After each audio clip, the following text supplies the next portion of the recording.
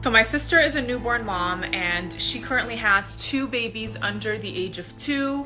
To say she's overwhelmed is an understatement, especially because my brother-in-law has to constantly travel for work. So a lot of times she is stuck handling both babies on her own. So I thought I would do a little something special for her.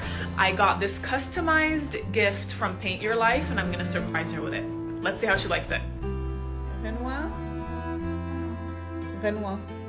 I know how hard it's been raising 2 kids at once, under 2.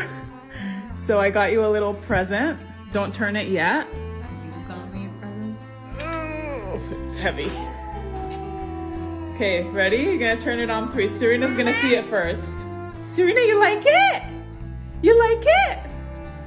All right, ready? 1, 2, 3. Wait, I'm nervous. Hold on. Do I turn it around? It's kind of heavy. 1, Hey, Mama. 2, Mama? Hey, Baba. 3. All right, go.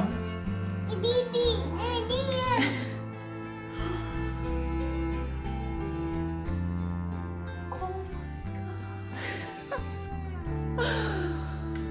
Dude, this is so sweet, Diana.